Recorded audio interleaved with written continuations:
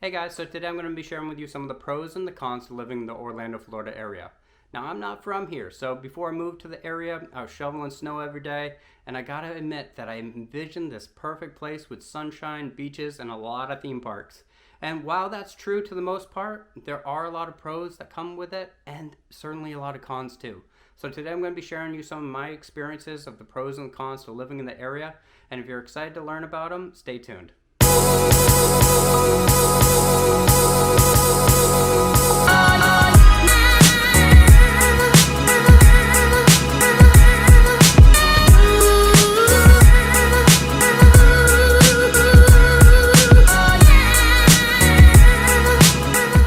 My name is Baribeau. I'm a licensed realtor in the Orlando, Florida area.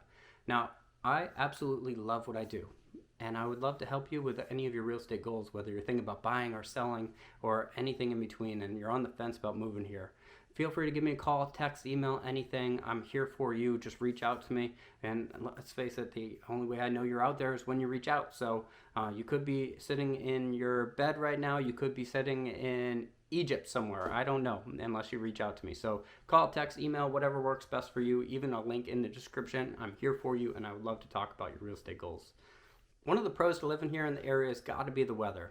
Florida weather is where it's at. If you like hot, sunny, beautiful days, you definitely want to consider moving to Florida. And maybe I'm biased because I do come from a small town in Brunswick, Maine. And when I moved down here, I was actually shoveling snow to go to work. And I was shoveling snow on my driveway just to get back in. So now I kind of I love snow with a purpose, whether it's skiing or snow tubing or building snowmen or chilling some wine or something like that on the snow. But moving to Florida, as soon as you get here, you see these incredible palm trees hanging around you, and it is just this amazing place to live if you like sunshine and warmth. Now, one of the biggest cons to the area is the traffic. Traffic is everywhere. I consider everything to take at least 30 minutes. And it depends on where you live, but there are some unique spots where you can kind of get around quite easily. Like I told you guys, I live on the backside of Magic Kingdom, which is really pretty cool for the people that live around here. There are roads like the Popka Vineland 535 or Reams Road, which kind of connect to a little bit of everything, but never gets filled up too much with tourist traffic. I hope I didn't let out the secret. But if you're not from the area, if you're visiting, if you're flying into Orlando International Airport or Sanford Airport, or if you're driving down to the area, you're coming up from Tampa, or if you're coming down from, say, Daytona I-95, you're going to come across this dreaded interstate, and that is Interstate I-4. I-4 actually connects way up here at the top of Interstate I-95, Daytona area beach line, and it cruises right through the center all the way down to Tampa, St. Pete, Clearwater, Treasure Island. And in your drive, you're going to pass cool things like Walt Disney World or SeaWorld, Universal, or have easy access to get over to the Orlando International Airport.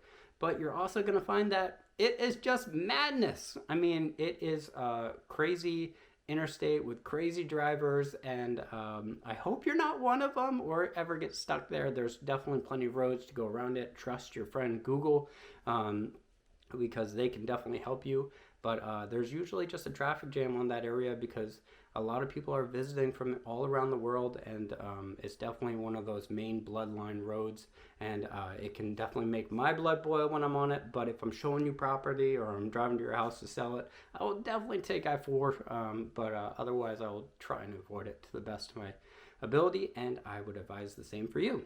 So I-4, definitely a con. Now I gotta admit, one of the cons to living in the area is not what you would expect. When I moved here, all I could think about is how cool these fireworks are. And I live right next to Magic Kingdom, right in Mickey's backyard. And so raising a family, listening to these incredible fireworks every single night is pretty cool, but it's gonna be one of my cons because let's face it, if you don't want to hear these fireworks and all you hear every single night is the do-do-do-do, do-do-do-do-do-do-do, and like 15 minutes of just this crazy firework madness, whether they're going off at 8 o'clock or 9 o'clock or midnight, living in Mickey's backyard, you're going to hear it, and usually a lot of the residents are going to see it too. And while it is pretty cool, it can get kind of to be a nuisance.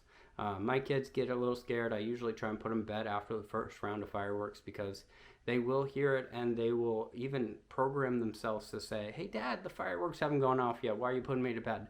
And those fireworks, I love them and I hate them at the same time. They are so cool and incredible to see, but definitely one of the cons right now. One of the pros is still living around the theme parks. So when you move down to the area and you are a Florida resident, you are actually kind of connected a little bit to all the theme parks, whether you like it or not.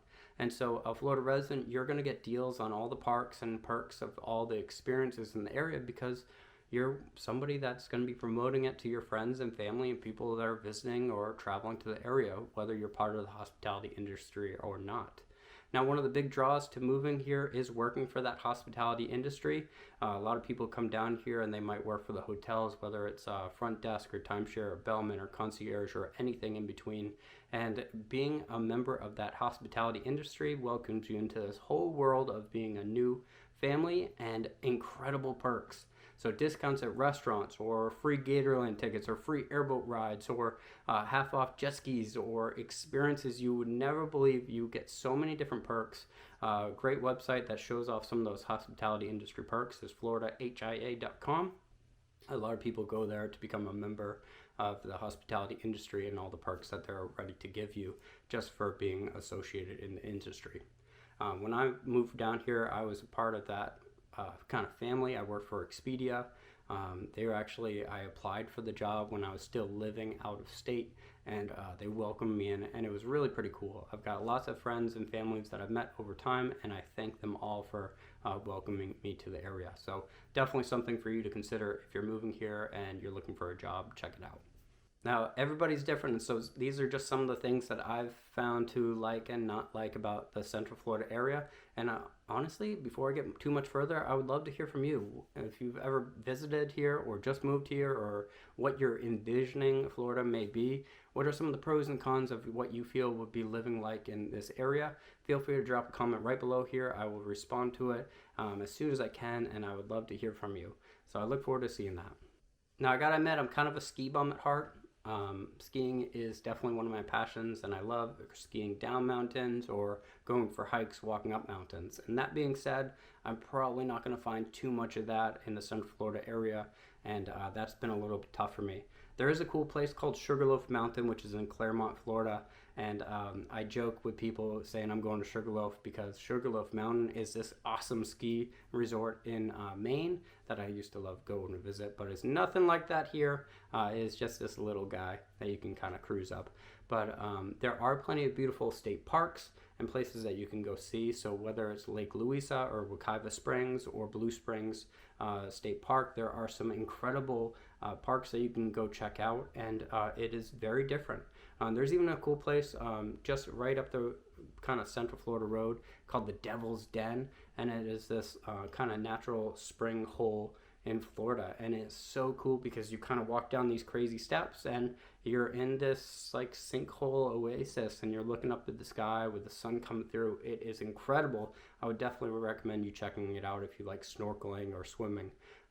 But there's a lot of unique places in Florida, a lot of things to check out, and it's so different than a lot of places in the world, and it's definitely something to put on your bucket list if you're traveling to the area. Alrighty, that kind of wraps up some of my pros and cons to living in the Central Florida area. I'm sure there are tons more, and so many people are going to be so different on their feelings of what they love and don't love about the area, and I can't wait to hear what some of the things are for you. So drop a comment right below and feel free to check out any of the other videos. And remember, if you ever are in the area and you're thinking about buying a home or selling a home, I'm here for you and I'd love to help.